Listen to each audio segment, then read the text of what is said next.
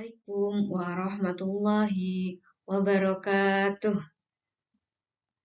Selamat pagi anak-anak dan selamat pagi guru madrasah, guru hebat bermartabat. Dimanapun kalian berada, semoga kalian dalam keadaan sehat walafiat. Perkenalkan,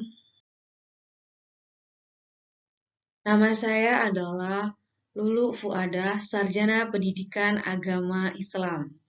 Asal saya dari Desa Tulung Agung, Kecamatan Gadingrejo, Kabupaten Pringsewu, Provinsi Lampung. Satuan kerja saya adalah di MA Nurul Ulum Tulung Agung. Saya adalah guru mata pelajaran Akidah Akhlak. Jadi, pada hari ini kita akan belajar tentang materi adab berpakaian, adab berhias, dan adab perjalanan, yaitu mata pelajaran Akidah Akhlak pada kelas 11 MA atau Madrasah Aliyah. Jadi, pada materi tersebut ada 4 kompetensi dasar yang harus dicapai oleh peserta didik. Yang pertama, menghayati adab yang baik dalam berpakaian, berhias, dan perjalanan. Yang kedua, mengamalkan sikap santun dan bertanggung jawab dalam berpakaian, berhias, dan perjalanan. Yang ketiga, menganalisis adab dan manfaat berpakaian, berhias, dan perjalanan. Yang keempat, menyajikan hasil analisis tentang adab dan manfaat berpakaian, berhias, dan perjalanan. Baik, bisa dimengerti ya.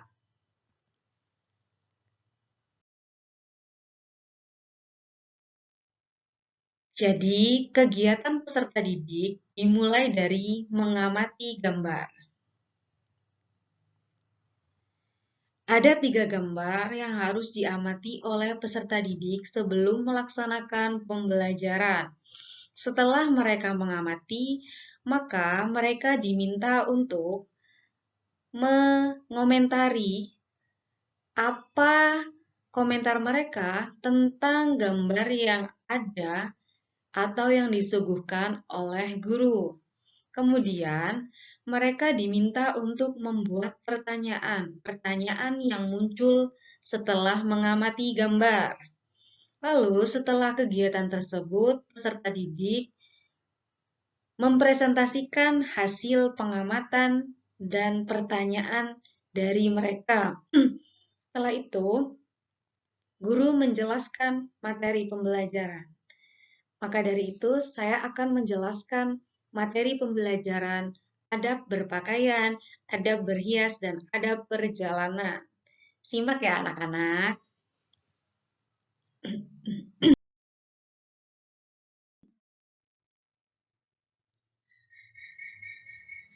Ya, jadi adab bepergian, berhias, dan adab perjalanan itu termasuk ke dalam materi akhlak terpuji.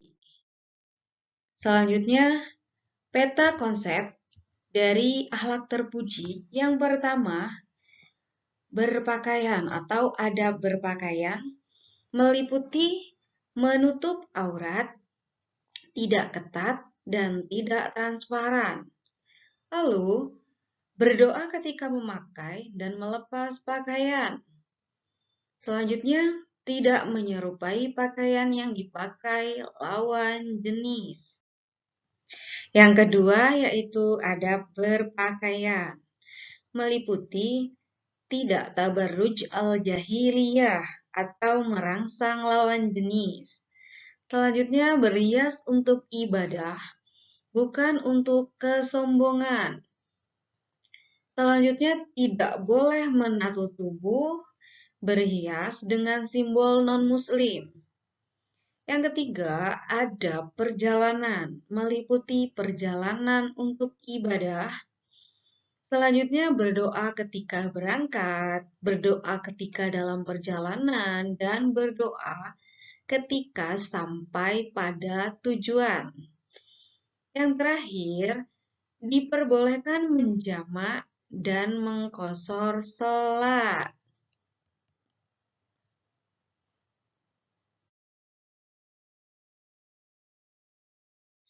Untuk yang pertama, yaitu adab berpakaian.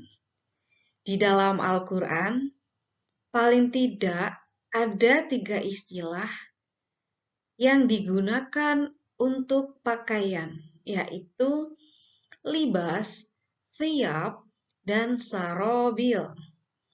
Yang pertama, libas. Jadi, libas pada mulanya berarti penutup. Ini cocok sesuai dengan fungsi pakaian, yaitu sebagai penutup. Kata libas digunakan dalam Al-Quran untuk menunjukkan pakaian lahir dan pakaian batin. Bisa dimengerti ya? Selanjutnya, yang kedua, pakaian dinamai thiyab atau thawb karena ide dasar adanya bahan-bahan pakaian itu adalah agar dipakai. Yang ketiga, kata sarobil berarti pakaian dalam artian apapun bahannya. Selanjutnya, dalil tentang berpakaian yaitu terdapat pada Quran Surat Al-A'raf ayat 20 yang berbunyi Bismillahirrahmanirrahim. وَوَسْوَسَ لَهُمَا الشَّيْطَانُ لِيُبْدِيَ لَهُمَا مَا وُرِيَ عَنْهُمَا مِنْ سَوْآتِهِمَا وَقَالَ مَا نَهَاكُمَا رَبُّكُمَا عَنْ هَذِهِ الشَّجَرَةِ إِلَّا أَنْ تَكُونَا مَلَكَيْنِ أَوْ تَكُونَا مِنَ الْخَالِدِينَ. Artinya, maka setan membisikkan pikiran jahat kepada keduanya untuk menampakkan kepada keduanya apa yang tertutup dari mereka, yaitu auratnya. Dan setan berkata, Tuhan kamu tidak melarangmu dan mendekati pohon itu, melainkan supaya kamu berdua tidak menjadi malaikat atau tidak menjadi orang yang kekal di dalam surga. Quran Surat Al-A'raf ayat 20. Jadi, ayat tersebut menjelaskan peristiwa ketika Nabi Adam dan Siti Hawa berada di surga, yang mana mereka tidak boleh mendekati buah larangan, apalagi memakannya. Akan tetapi, atas godaan dari setan, jadi Nabi Adam dan Siti Hawa memakan buah larangan tersebut, yang kemudian menjadikan aurat mereka terbuka. Yang mana ketika aurat terbuka itu adalah salah satu tanda adanya setan. Dan tabiat manusia ketika auratnya terbuka adalah menutupi auratnya. Yang mana ketika Nabi Adam dan Siti Hawa setelah memakan buah larangan tersebut, lalu pakaiannya terbuka dan secara spontan mereka berdua langsung berlarian mencari sesuatu penutup untuk menutupi badannya. Selanjutnya, fungsi pakaian. Jadi ada 3 fungsi pakaian. Yang pertama yaitu sebagai penutup aurat. Dalam konteks hukum agama, aurat dapat dipahami sebagai anggota badan tertentu yang tidak boleh dilihat kecuali oleh orang-orang tertentu. Kemudian, busana muslimah itu ada beberapa kriteria yang harus dipenuhi. Yang pertama yaitu tidak transparan atau jarang atau ketat. Jadi dapat dipahami ya anak-anak, pakaian itu tidak boleh yang transparan atau juga ketat. Yang kedua, tidak menyerupai pakaian laki-laki. Jadi muslimah atau perempuan muslim itu tidaklah diperbolehkan memakai pakaian yang menyerupai pakaian laki-laki ataupun sebaliknya. Selanjutnya, tidak menyerupai busana khusus non-muslim. Jadi dapat dipahami bahwa pakaian itu di dalam Islam tidaklah diperbolehkan menggunakan pakaian atau berbusana yang menyerupai simbol-simbol non-muslim. Selanjutnya, pakaian pantas dan sederhana. Jadi, memakai pakaian di dalam Islam itu haruslah yang pantas dan juga sederhana atau tidak berlebihan. Selanjutnya, fungsi pakaian yang kedua itu untuk perhiasan.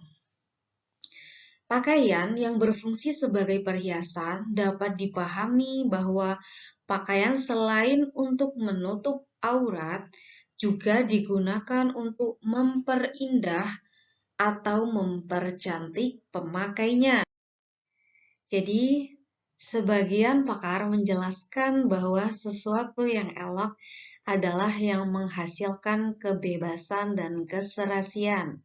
Jadi, pakaian yang elok adalah yang memberi kebebasan kepada pemakainya untuk bergerak. Adapun salah satu unsur mutlak dari keindahan adalah kebersihan.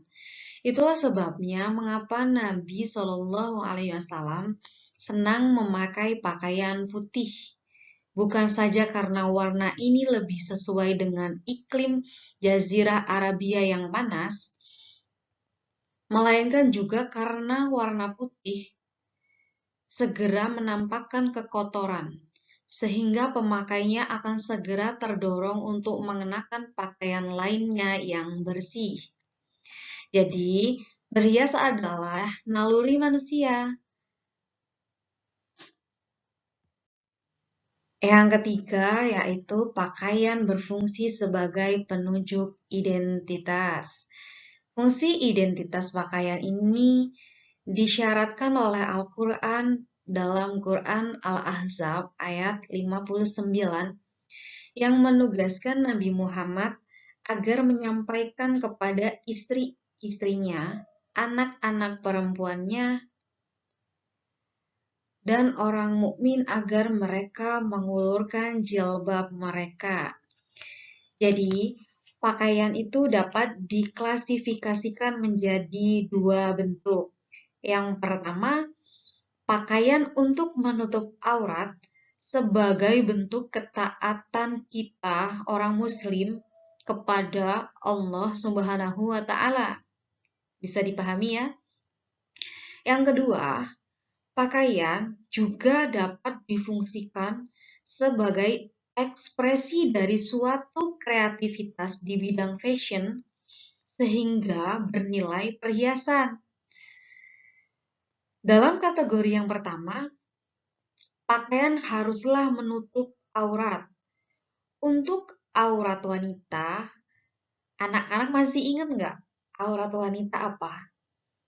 Jadi, aurat wanita adalah seluruh tubuh kecuali tangan dan wajah. Sedangkan untuk laki-laki, auratnya adalah dari pusat sampai lutut. Ya, jadi yang harus ditutup kalau laki-laki itu dari pusat sampai lutut. Adapun kategori yang kedua, mode pakaian boleh mengikuti perkembangan zaman. Namun, batasan-batasan ketentuan agama tidak boleh dikalahkan ya. Oke, dapat dipahami ya. Kemudian, selain dari itu, sebenarnya ada satu lagi fungsi dari pakaian, yang yaitu melindungi dari bencana. Kok bisa seperti itu?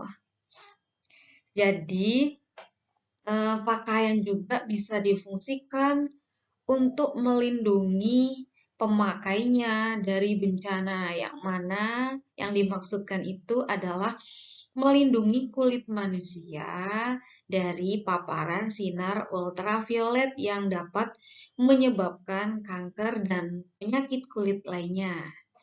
Dapat dipahami ya anak-anak? Selanjutnya, membiasakan adab berpakaian. Yang pertama, di dalam Islam disunahkan memakai pakaian yang bersih, rapih, pantas, dan serasi. Yang kedua, berpakaian tidak hanya sekedar menutup aurat, tetapi juga jangan ketat dan juga jangan transparan. Selanjutnya, pakaian laki-laki tidak boleh menyerupai pakaian perempuan, ataupun sebaliknya. Jadi tidak hanya perempuan yang tidak boleh menyerupai laki-laki, tetapi laki-laki pun tidak boleh memakai pakaian yang menyerupai pakaian seorang perempuan. Yang keempat, menghindari berpakaian untuk menunjukkan ketenaran atau kesombongan. Jadi anak-anak jangan sampai memakai pakaian diniatkan untuk menyombongkan diri atau yang biar dianggap yang paling wah gitu. Itu tidak boleh karena tidak sesuai dengan syariat Islam. Yang kelima, disunahkan berdoa ketika memakai dan melepas pakaian. Nanti ya ada ya doanya, nanti ibu akan kasih tahu ya anak-anak tentang doa memakai dan melepas pakaian. Selanjutnya, tidak berpakaian yang bergambar makhluk hidup atau ada simbol agama non-muslim. Tidak boleh ya anak-anak. Simbol-simbol non-muslim itu banyak. Pokoknya misalkan kalau untuk non-muslim menggunakan pakaian yang bergambar ketuhanan, yang bergambar simbol non-muslim itu tidak diperbolehkan. Selanjutnya, mendahulukan bagian kanan saat berpakaian. Jadi ketika berpakaian, mulailah atau dahulukanlah anggota badan yang kanan, kemudian baru yang kiri. Oke, bisa dimengerti ya anak-anak? Selanjutnya disunahkan memakai pakaian yang berwarna putih. Tadi Ibu sudah jelaskan, jadi memang baginda kita ya, baginda Rasulullah Shallallahu Alaihi Wasallam itu sangatlah menyukai memakai pakaian berwarna putih. Yang alasannya itu tidak hanya karena bangsa Arab atau di daerah Arab itu panas. Tidak, tetapi karena untuk menjaga kebersihan. Karena apa? Karena ketika memakai pakaian putih, itu ketika kita ada yang kotor, itu terlihat atau nampak. Ya, jadi banyak manfaat nih ya memakai pakaian putih karena kita mengikuti kecintaan Rasulullah. Selain itu juga agar ketika pakaian kita kotor atau terkena najis itu terlihat. Ya, dapat dipahami ya anak-anak.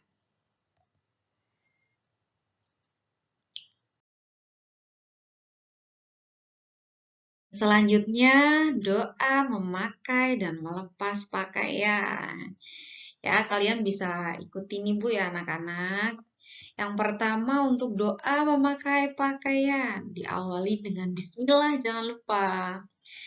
Bismillahirrahmanirrahim.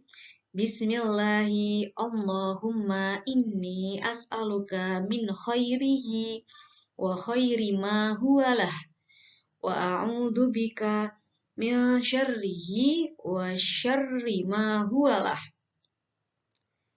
Bisa dipahami anak-anak, itu doa memakai pakaian yang artinya dengan namamu ya Allah, aku meminta kepada Engkau kebaikan pakaian ini dan kebaikan apa yang ada padanya. Dan aku berlindung kepada Engkau dari kejahatan pakaian ini dan kejahatan yang ada padanya. Oke, selanjutnya doa melepas pakaian. Bismillahirrahmanirrahim. Bismillahilladzi la ilaha illahu. Sangat mudah ya anak-anak dan pendek. Jadi kalian harus hafalkan ya doa memakai dan melepas pakaian. Memang doa memakai dan melepas pakaian itu bukan wajib tetapi sunnah. Tetapi akan lebih baik kita juga mengikuti kesunahan-kesunahannya di dalam aturan syariat. Oke, dapat dimengerti? Selanjutnya,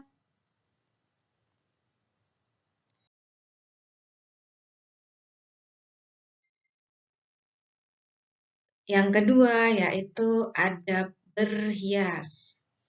Jadi, berhias dalam bahasa Arab disebut dengan kata tazayana ya tazayanu.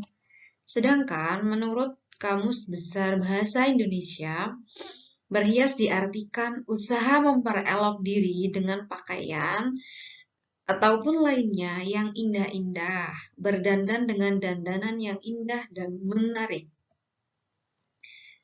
Untuk pengertian secara istilah, berhias dapat dimaknai sebagai upaya setiap orang untuk memperindah diri dengan berbagai busana, dengan hiasan ataupun yang lainnya, dan dapat memperindah diri bagi pemakainya, sehingga muncul kesan indah bagi yang menyaksikan, serta menambah rasa percaya diri. Pada hakikatnya, berhias itu dapat dikategorikan sebagai akhlak terpuji, sebagai perbuatan yang diperbolehkan, bahkan dianjurkan dalam Islam, selama tidak bertentangan dengan prinsip dasar Islam. Dapat dimengerti ya anak-anak?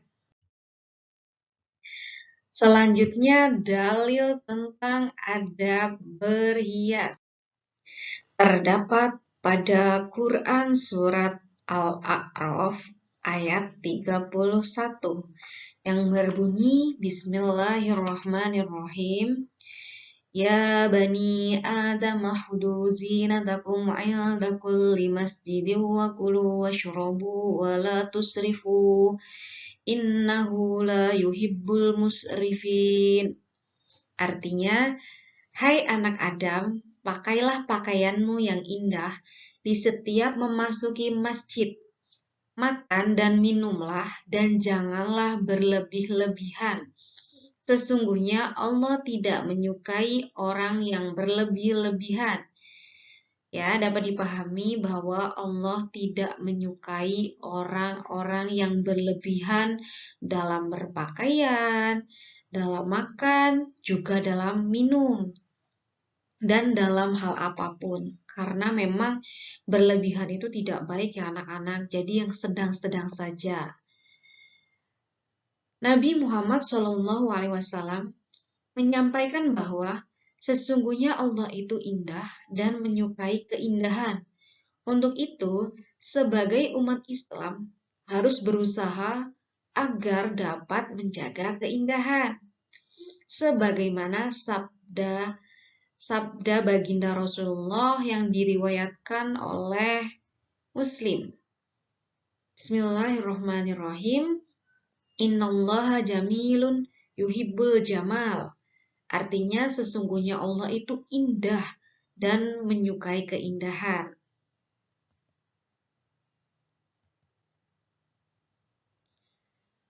Selanjutnya, rambu-rambu dalam berhias.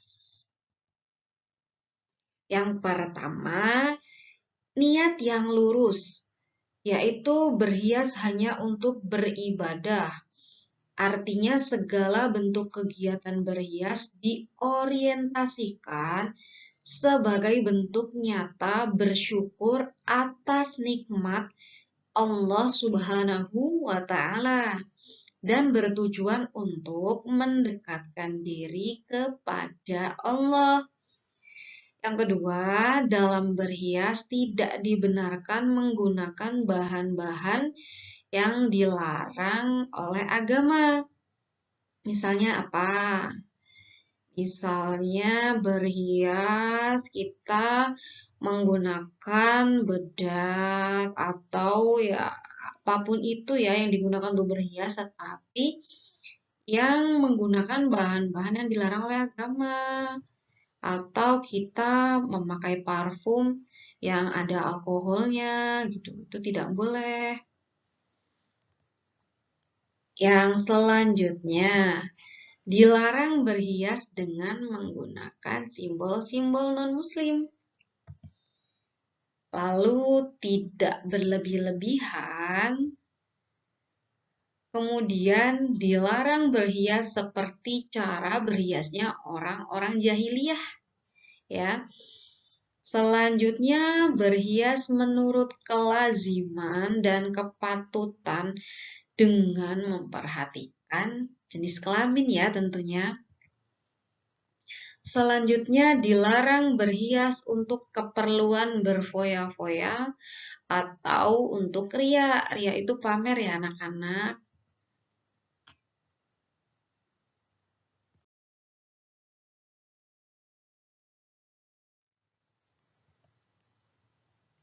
Hal-hal yang diharamkan dalam berhias. Yang pertama, bagi laki-laki memakai emas dan sutra. Jadi jelas ya, jika anak-anak itu seorang laki-laki, jika anak-anak seorang laki-laki tidak diperkenankan ya nak, memakai emas dan sutra. Tetapi kalau perempuan boleh nggak Bu? Boleh. Lanjut, yang kedua, pakaian yang mempertajam bagian tubuh atau pakaian yang ketat ya. Atau merangsang, untuk merangsang lawan jenis itu tidak boleh. Atau memakai pakaian yang ketat juga tidak boleh. Selanjutnya, laki-laki menyerupai wanita dan wanita menyerupai laki-laki, baik dalam hal dandanan baju atau berdandan ya, itu tidak diperbolehkan. Selanjutnya, pakaian yang berlebih-lebihan dan untuk kesombongan, itu diharamkan. Lalu, mentato dan mengikir gigi. Nah, di dalam Islam itu haram ya hukumnya menato. Karena apa? Karena jika kulit kalian ditato akan menghalangi masuknya air ketika kita berwudu atau mandi besar. Jadi air tidaklah masuk yang akan menghalangi kita untuk apa? Untuk bersuci. Jadi tidaklah sah sholatnya nanti. Lalu bagaimana Bu yang dulu tidak tahu dia punya tato? Terus apakah masih tidak sah ya? Segera bertaubatlah. Bertaubat, jangan mengulangi kembali, ya tidak apa-apa. Daripada nanti, oh saya punya tato, berarti saya tidak akan pernah dimaafkan. Tidak, Allah itu maha pemaaf ya nak. Jadi ketika kalian yang belum mengetahui hukumnya, silakan bertaubat dan jangan mengulanginya lagi. Selanjutnya mengikir gigi. Ya, jadi mengikis gigi menjadi rapih, itu juga tidak diperbolehkan karena termasuk mengurangi ciptaan Allah. Selanjutnya menipiskan alis atau mencukur alis ya nak. Mengikis itu tidak diperbolehkan. Apalagi ini biasanya yang perempuan yang berdandan karena alisnya kurang seperti ini, kurang seperti itu, kurang rapi. Akhirnya dikerok lah atau ditipiskan alisnya. Di dalam Islam itu hukumnya haram. Jadi anak-anak jangan lakukan ya. Selanjutnya menyambung rambut. Ya, menyambung rambut itu juga di dalam Islam tidak diperbolehkan ya anak-anak. Selanjutnya,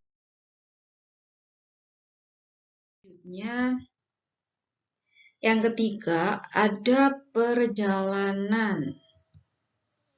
Dalam bahasa Arab ditemukan kata rihlah atau safar yang mempunyai pengertian sama dengan perjalanan.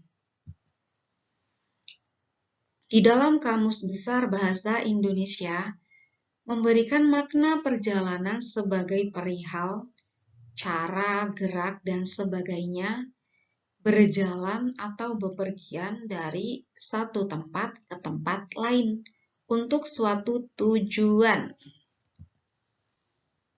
Sedangkan pengertian secara istilah, perjalanan diartikan sebagai suatu aktivitas untuk keluar atau meninggalkan rumah dengan berjalan kaki atau menggunakan kendaraan yang mengantarkan kepada tujuan dengan maksud atau tujuan tertentu. Dapat dipahami anak-anak tentang adab perjalanan? Maksud saya tadi tentang pengertian adab perjalanan. Adab sebelum berangkat dan adab ketika di perjalanan, yaitu kita membaca doa. Untuk doanya, doa ketika sebelum berangkat itu ada di bagian atas ya. Mari kita baca bareng-bareng. Bismillahirrahmanirrahim. Bismillahi tawakkaltu 'alallahi la haula wala quwwata illa billah. Artinya, dengan nama Allah, aku bertawakal kepadanya. Tidak ada daya dan kekuatan melainkan dengan pertolongan Allah. Untuk doa ketika di perjalanan, Bismillahirrahmanirrahim. Subhanalladzi sakhkhara lana hadza wa ma kunna lahu muqrinin wa inna ila rabbina lamunqalibun. Allahumma inna nas'aluka min safarina hadzal bir wattaqwa wa minal amali ma tardo. Nah, itu doa ketika di perjalanan. Selanjutnya, adab ketika kembali dari perjalanan. Jadi, sebagai ungkapan rasa syukur atas keselamatan selama perjalanan, maka sesampainya di rumah, hendaklah segera mengucapkan hamdalah. Hamdalah alhamdulillahirabbil alamin. Kemudian lakukan sujud syukur atau sholat sunnah 2 rakaat. Tapi sebelumnya kalian harus berwudu. Ketika melaksanakan sholat haruslah berwudu terlebih dahulu dan dibersihkan pakaiannya atau mengganti pakaian karena ditakutkan ketika selama dalam perjalanan pakaian kita terkena najis atau tidak bersih, maka lebih-lebih mandi dulu, berwudu, mengganti pakaian, lalu melaksanakan sholat. Untuk nilai positif ada perjalanan, menurut Imam Al-Ghazali, ya, beliau berkata, bersafarlah, karena dalam safar itu sesungguhnya memiliki keuntungan. Keuntungan safar diantaranya yang pertama, safar dapat menghibur diri dari kesedihan. Yang kedua, safar menjadi sarana bagi orang untuk mencari hasil usaha. Yang ketiga, safar dapat mengantarkan seseorang untuk memperoleh tambahan pengalaman dan ilmu pengetahuan. Yang keempat, dengan safar, maka seseorang akan lebih banyak mengenal adab kesopanan yang dimiliki oleh masyarakat yang dikunjunginya. Yang kelima, perjalanan akan dapat menambah wawasan dan bahkan kawan yang baik dan mulia. Jadi itu tadi Ibu sudah sampaikan tentang adab perjalanan, lalu sebelumnya ada berhias dan ada berpakaian. Semoga kalian anak-anak, khususnya anak-anak kelas 11 juga dapat dipelajari oleh seluruh peserta didik ya. Dalam belajar, semoga tadi apa yang Ibu sampaikan bisa kalian mengerti ya nak, dan membantu kalian dalam memahami materi tersebut. Jadi Ibu rasa cukup, cukup ya, cukup, dan semoga apa yang Ibu sampaikan bermanfaat dan ketemu lagi pada video selanjutnya. Ibu akhiri. Assalamualaikum warahmatullahi wabarakatuh. Semangat anak-anak.